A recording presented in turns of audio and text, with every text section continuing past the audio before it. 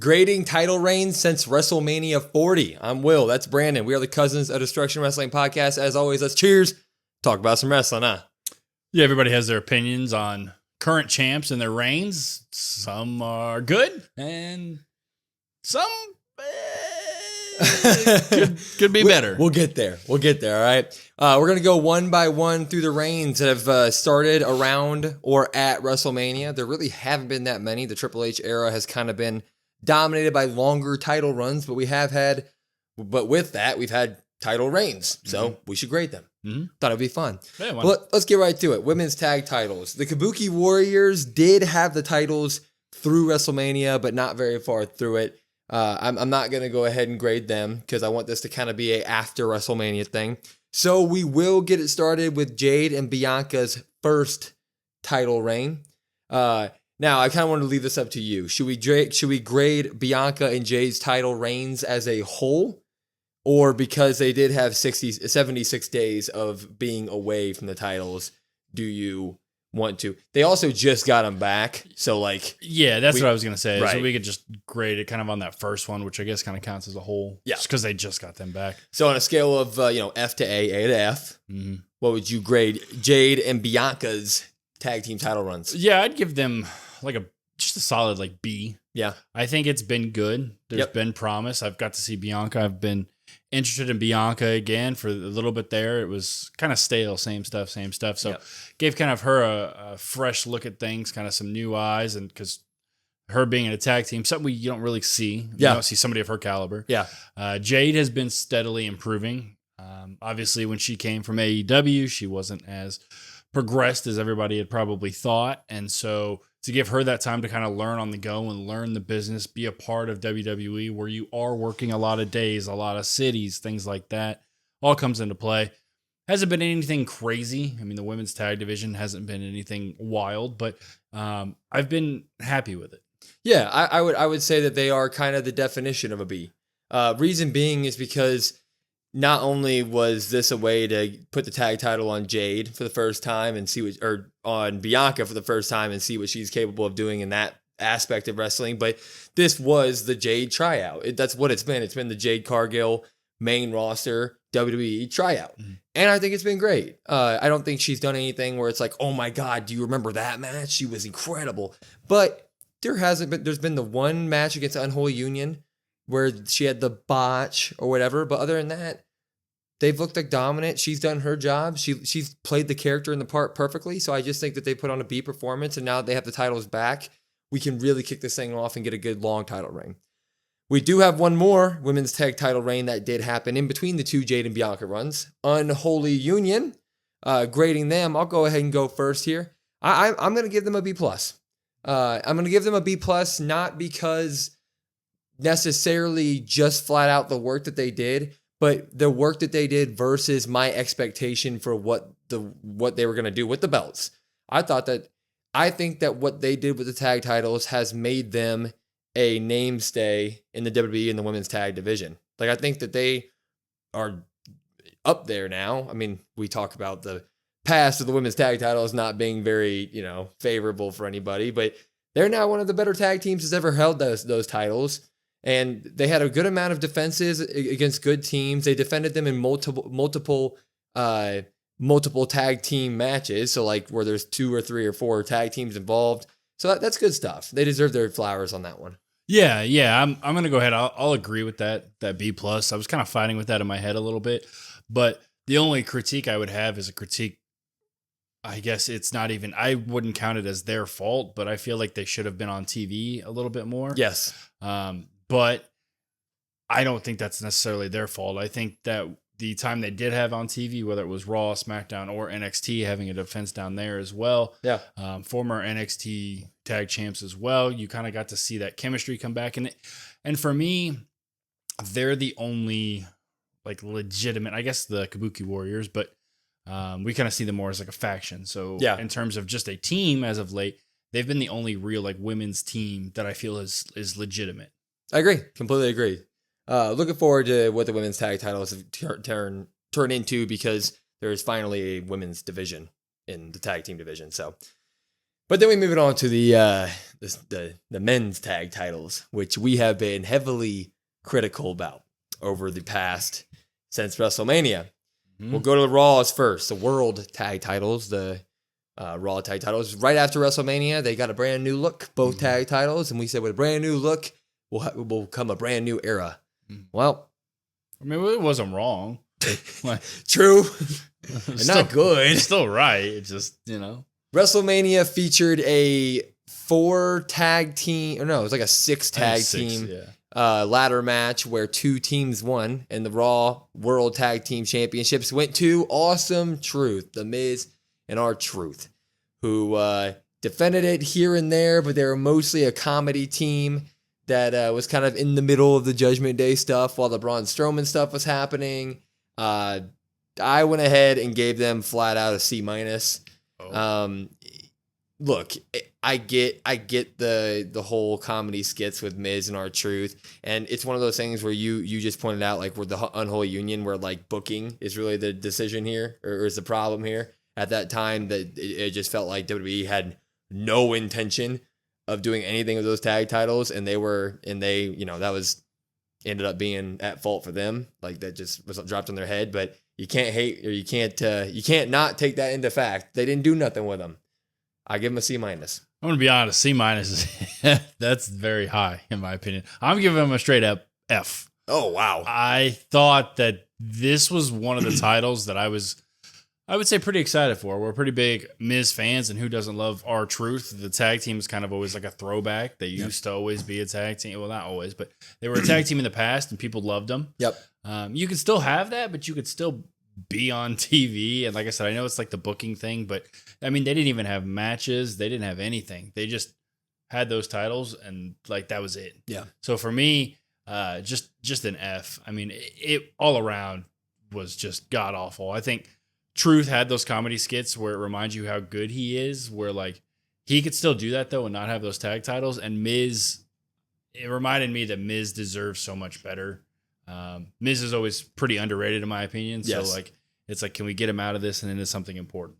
Well, speaking of Fs, the Awesome Truth ended up dropping those titles after 79 days to Finn Balor and JD, who have, at the time of this video, they might have lost it on Monday Night Raw. We're filming this on Monday, but this will be their first tag team title defense in 79 days. Mm-hmm. That's an F.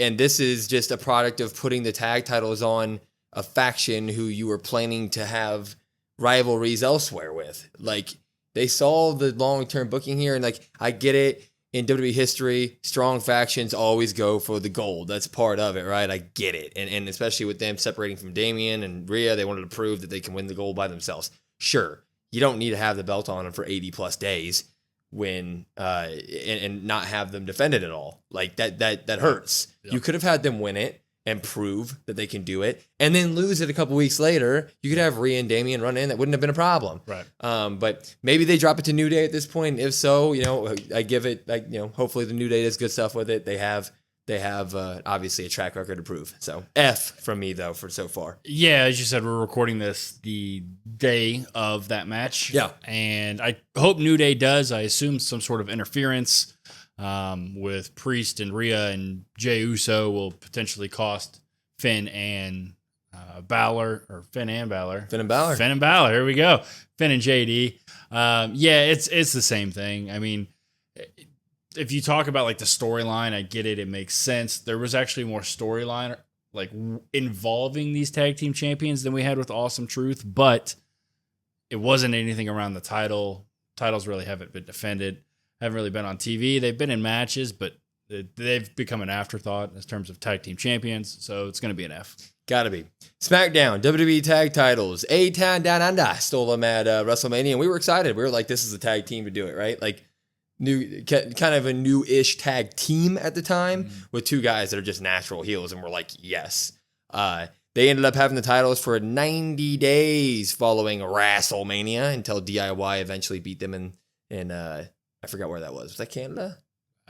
I don't remember. Probably. But during that time, the tag titles were not the focus. It was this will he, won't he, with Austin Theory turning on Grayson Waller for his actions and disrespect toward Theory, a storyline that we're still continuing to this day. But during that time, they did have a few tag team title matches here and there. They defended them relatively constantly. But again, like I just said, the tag titles were not at the center of it. I will go ahead and give this flat out a B-. It's not quite a B for me. I would have liked them to defend against more reputable teams like the Street Profits, bigger fights, especially on PLE, stuff that we just don't see, right? And again, this is all booking stuff. It's not Theory and Waller's fault, but what they did with it, I think was a solid B- tag team run. Yeah, I'm going to go with a C- on this one. Really? So maybe a grade below that. It's nothing really against them, but for me, the whole dynamic of their tag title reign was you put the tag team champions kind of against each other.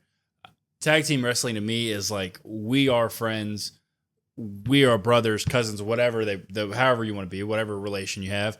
We don't like those guys, they don't like us. We're a solid unit. We're solidified together. Oh, so you didn't like the will he, won't he part? I didn't like how much that overshadowed them being the tag champs. Yeah, okay. I like it more of when it's the tag champs are that select their front. I think that will he, won't he only kind of works as you're kind of running to the end of the tag team. Does that make sense? Yeah, and to piggyback off that, like the will he, won't he took away from like the thing that I wanted most of with this tag team, which was cocky heels with the tag team titles, man. Right. Yeah. Like that is what I wanted to see. I wanted to see them gloating and flaunting the fact that they're tag champions, which they did after WrestleMania when they weren't showing up for like a few weeks when they were on break. But I wanted that to just be their shtick. Yeah, or kind of like realistically, like an Edge and Christian, like this year, like this generation Edge and Christian, where they're just kind of goofy, like you said, cocky heels, where they could really play that part. They're still really good at playing that part. Yeah. It's just, to me, that whole will he, won't he thing while being tag champs was just, I don't know, just kind of weird. I agree. They ended up dropping it to DIY, though. Very quick reign here, a 28-day reign because of the team that we will eventually get to. But during this reign, they were over as hell.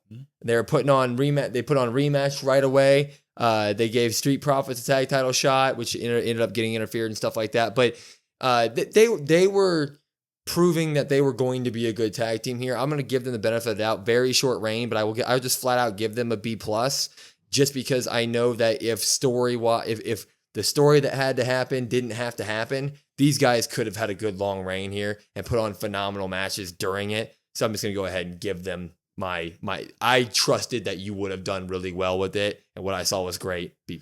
Yeah, I'm going to just give them a straight B. Yeah. It's kind of the same way. Like, you had great matches. You had that solidified front. It was really nice to have that again, like I just mentioned. We kind of got robbed a little bit because of the story that had to happen. So it's like you said, they would have done really good stuff. They would have had meaningful feuds versus other tag teams. It would have been really nice to see, but unfortunately couldn't happen. They ended up dropping it to the Bloodline.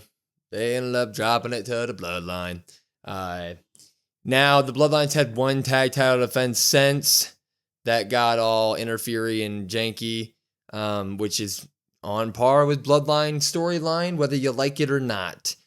Because of this, I'm going to give this reign so far a D+. It's just the same problem that I have with Judgment Day having it, of just, I get that all factions want to go for the gold because you want to prove yourself and all that stuff. Totally fine. But both of these current tag team championship runs bash with each other because it's like both the tag team titles are just being hoarded from everybody else right now, especially on SmackDown, which just has tag talent oozing out of it.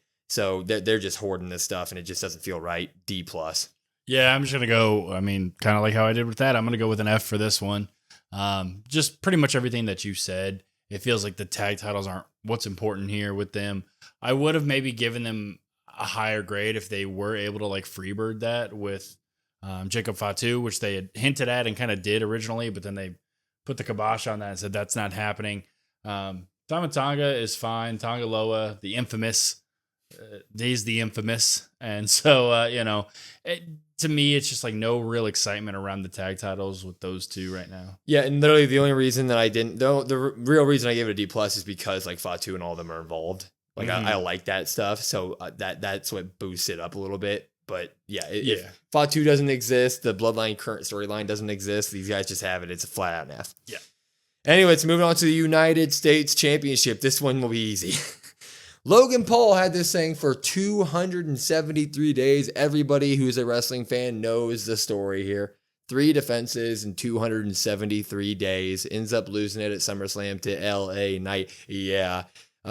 We've been big Logan defenders at the beginning of our podcast starting, but basically ever since the day that we started it, which was May, he just didn't do anything. He wasn't showing up. This has to be an F.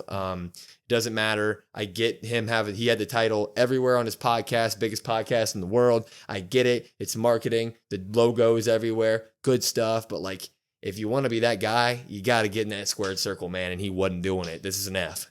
Yeah.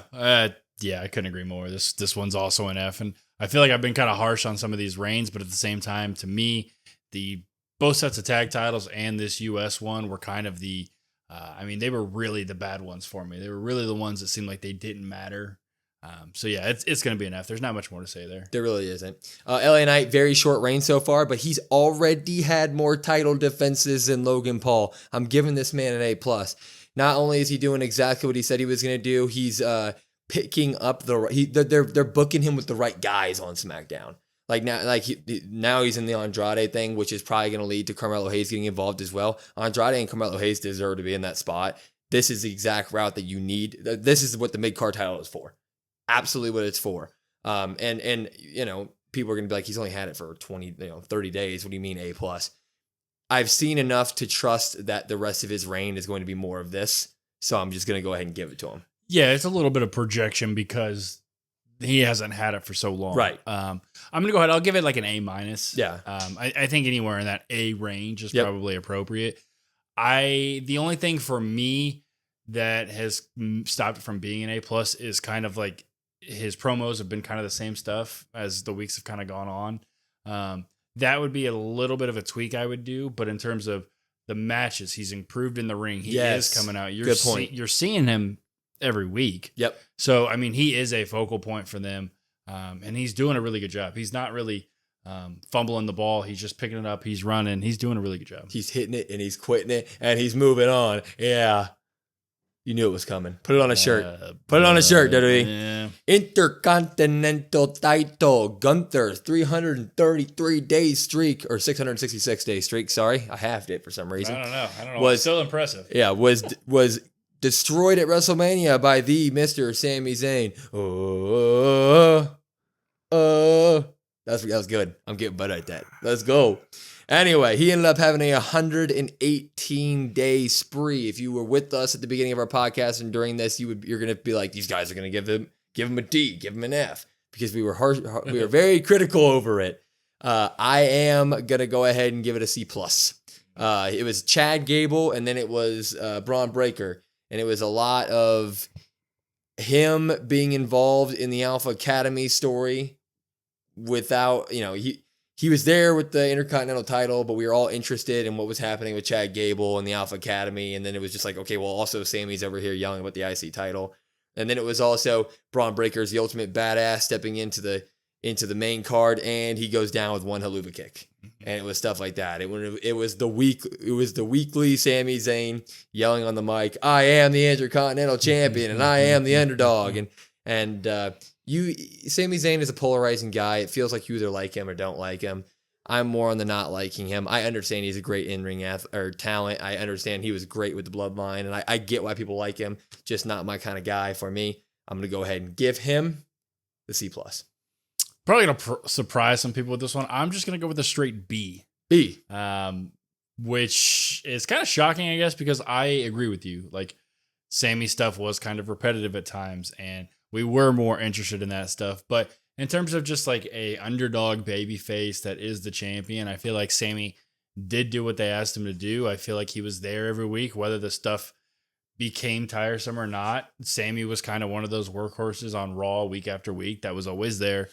Like I said, whether we liked it or not, he was there. Yep. Yes. He got your opinion there. Yep. He also, the haluva kick is a problem, but to have him go against Braun Breaker, it really kind of meant something for Braun Breaker's like assertiveness, like his legacy, his arrival, to kind of put Sami Zayn down that way. So I applaud Sami for that as well. Yeah, I can't disagree with that. I really can't.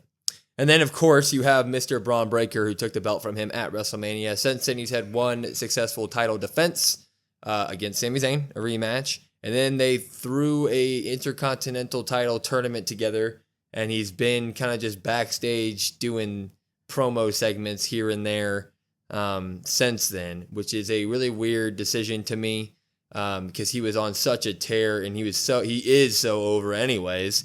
But him being out there was just like, what is this man going to do next? And you would have liked to see more of him. So I have projected about everybody's short title reign that we've seen so far, and I've been like, either I believe in them or I don't believe in them. I'm going to continue that here, but I'll just flat out give him a B- here. I feel like my default for him right now would be a B, but because they've kept him off screen and he hasn't really been doing anything, I have to give him the minus, or even a C+. I'd be okay with either one. Yeah, that's fair. I mean, I really like the way that they were building him up, but like all the props for Braun Breaker that I just said because of Sami Zayn kind of happened. Like he gets the belt from Sami, that first title defense, and then there hasn't been a whole lot since then. So if it was more like that, now I think eventually down the line we're going to look back on this and say this is like a B+, A-, A reign from Braun Breaker. Right now, I'll probably just go with like a B-. Yeah, like it's good. He's still getting over his intensity. I do like that he's working on the promos a little bit. He kind of needs that. You see the crowd getting behind him. You hear the crowd getting behind him a little bit. Dogs barking. Everywhere they go. So it's good. I think tonight, like I said, as we're recording this with Raw, there's going to be some sort of, he's going to spear Jay or something like that, kind of start that thing going. And that'll be really nice to see. If they can turn this into a multi-month program between the two of them, I think it would do wonders for both. So hopefully they do that. We move on. Women's Championship. The SmackDown Women's Championship, which is the WWE Women's Championship. Bayley won it at WrestleMania. And yes, we were excited. Big Bayley fans here. Always have been. She has always had kind of some mediocre title runs, and we're like, this time's going to be different.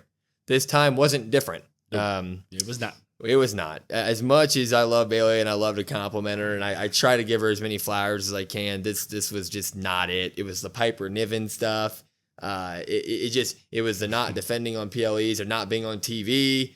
It was her lack of it. It feels like when she gets the belt, she's hit her goal, and there's no goal of like furthering the title or making herself some great champion. It just feels like, okay, the task is completed. Now I'll go out there, hold the belt up, say I'm the champion, and fight whoever they give me.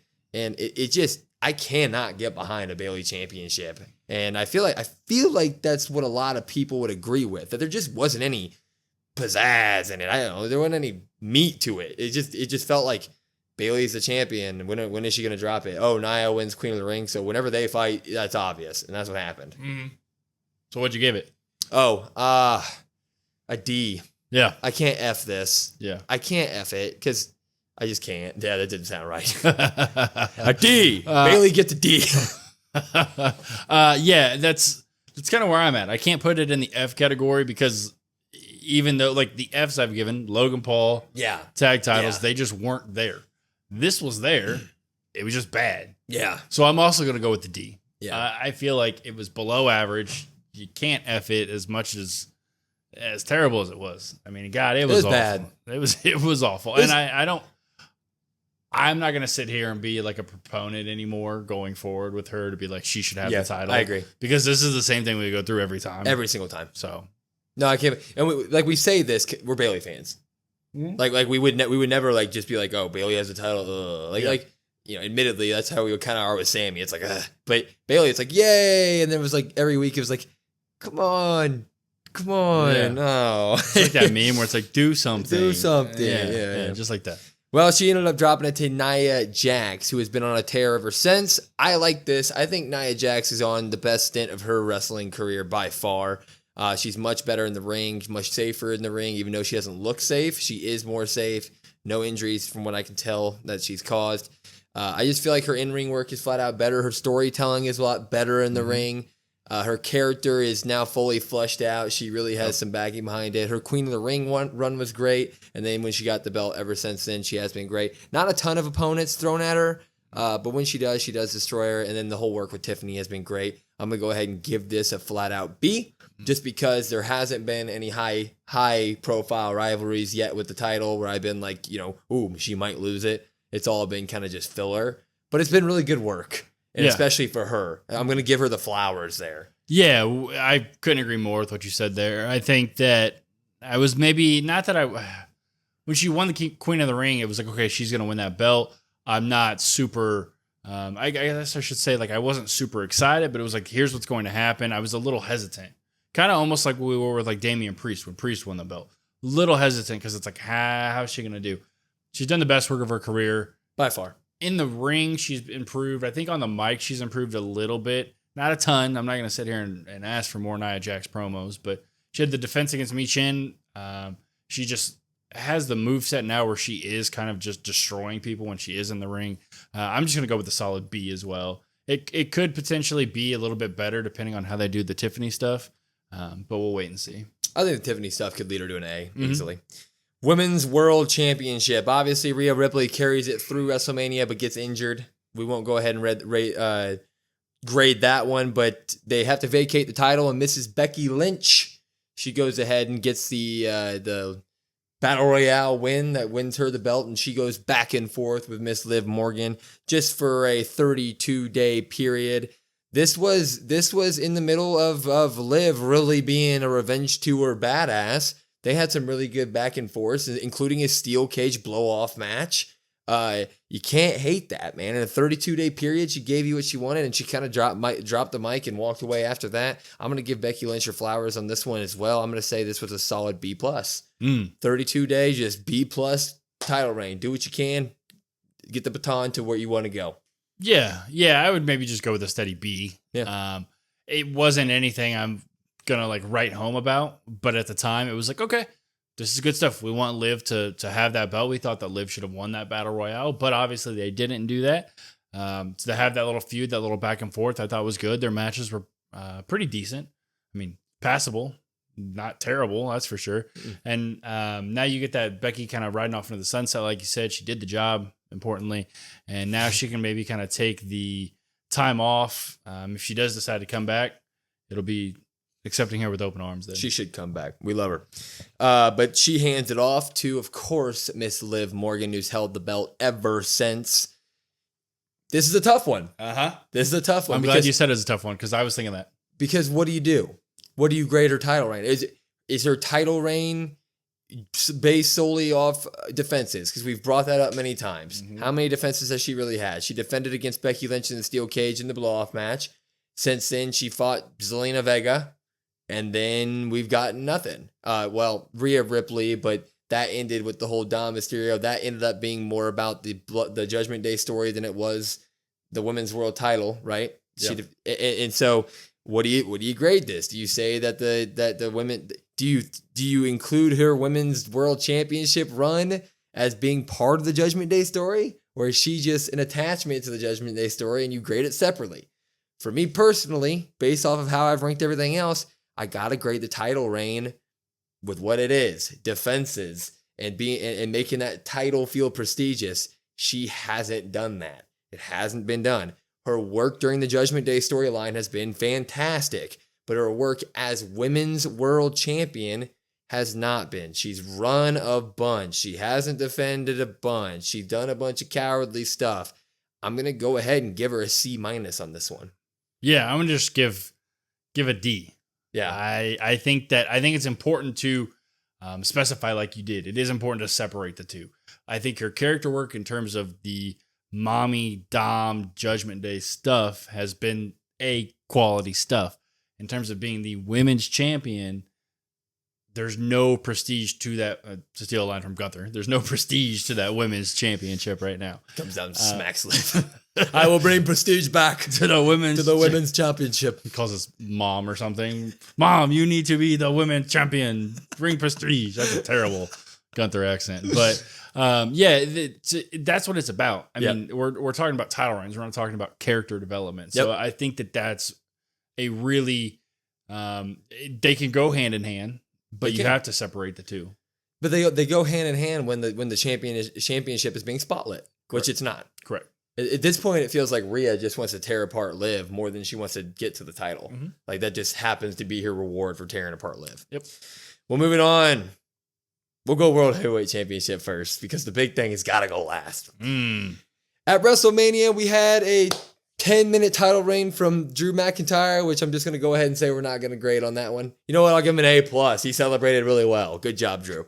But his celebration was destroyed when CM Punk destroyed him, and then Mr. Damian Priest came out, and the whole world said, this is totally fine. He'll be a great transitional champion. And then that man held the belt for 118 days, put on shows. He was on every PLE, fighting every big guy. Jey Uso, Drew McIntyre, Gunther, it didn't matter. Seth Rollins, he was fighting on Raws. Definition of an A+ champion. He took the belt to another level. He was a guy that no one expected to do well, and he brought his character up to the point now where WWE completely trusts him, and he's part of the Terror Twins, and really looks like he's like the Puerto Rican Brock Lesnar at this point, the way he destroys people. His character is risen, the belt was risen. I mean, that's the definition of a good title reign. I'm doing it. A+ to Damian Priest. Yeah, I knew that was coming. I knew it was happening. Of course. Yeah, I'm going to agree here. I think this has been the most impressive run by anybody else on this list. Specifically also because the expectations we had. Yeah. I mean, the expectations was just like, okay, well, that was a cool moment. I mean, we watched it with friends, and I remember you looking at me right after we have a board we grade our matches on, and we give points out and stuff like that. And you looked at me and you said, well, now you have Damian Priest as your champion. Like, how's that going to go? And yep. I was like, okay, well, you're not wrong.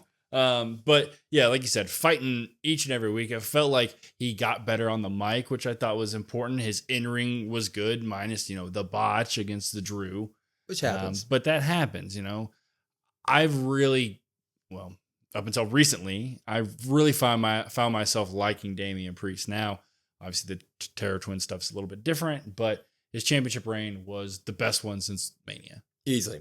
And he dropped it to Gunther because of some help from Judgment Day. Gunther's about a month in, a little bit over a month. Yep. Had one match against Randy Orton, which tore the house down. Phenomenal match. He is really working the heel, highlighted by his most recent line of my second favorite wrestler, only to Bill Goldberg. The crowd's booing the hell out of him. He's doing the job exactly what WWE wants to do. He just comes out, says dick stuff, gets more boos every single week. He's doing the job. I'm going to go ahead and just give him a flat out B right now. Completely believe in what he's going to do. Yeah. I mean, not much more to say with him. Yeah. This one's a little bit tough because it is so new as well. Very new. But I'm going to go ahead and give this one an A. Fine. It's nice to see Gunther come out of that Imperium shadow that I've talked about a little bit, that he didn't really have that like confidence, or like he had a character, but it wasn't like this. He wasn't picking up the mic. He wasn't tearing apart the crowd, and I've really liked that. They've kind of needed that. Like, you don't really have that despicable big-time champion or big-time heel on Raw, I should say. You have Drew McIntyre, but like his things with CM Punk, and he kind of makes fun at the crowd. So it's nice to get kind of like almost what feels like an old-school heel champion again. And his matches, I know that you said he's only had the one versus Randy. We will get more. There will be bangers. There will be great matches. Yep. The character side was the part for me that I was a little bit nervous about, and he's done a great job. Yeah, I have no problem with anybody giving him an A. It's just a little too short for me at the moment, but like I said from earlier with everybody else, I have full confidence in Gunther to do well. And it's so far his first two feuds have been booked very logically. Like Randy wasn't pinned. Sammy is the only guy that has beaten him in main card WWE. So it makes sense. Good feuds. Yeah, it is short. That one is more of also for me like I project him to be a dominant heel champion for a while. Final one. The one that everybody's been waiting for.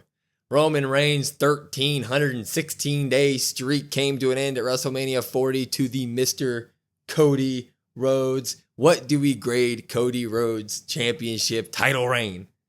You want first? You want me to go first? Yeah, I'll go first. Okay. I'll go first. You give me some time to think here. We sat here with Liv, and we said it's all about, what is the title reign about? Is it about actual title defenses? Is it fully about the story? If you're involved in other stuff as well, like how Cody's been involved with the Bloodline stuff and this and that and this and that. The fact of the matter is, every single Friday, Cody Rhodes comes out And he is the draw for SmackDown. And he defends that title at every PLE. And whether you think that the stories themselves that lead up to those PLEs are great, whether you think that they're awful, the matches deliver every single time. He doesn't lose a step in that freaking ring. He does not do it. And you can sit there and say that, well, he just needs all these other stories to be relevant. He's not booking the show, man. He really isn't. And so given what he's been given, which is just like a bunch of 1 month tidy feuds, make it work. And now we're getting into the bloodline stuff, and that stuff will be something, and we'll see what it goes. I think that he's made the absolute most with the plate that he's been handed. I am going to go ahead and give Cody Rhodes an A-. I'm going to give him a B+, so not much different. For me, it's not even really Cody's fault, like you mentioned. It's just the lack of important feuds. I mean, we had the one with Logan Paul, which was just kind of out of nowhere just to have for the show.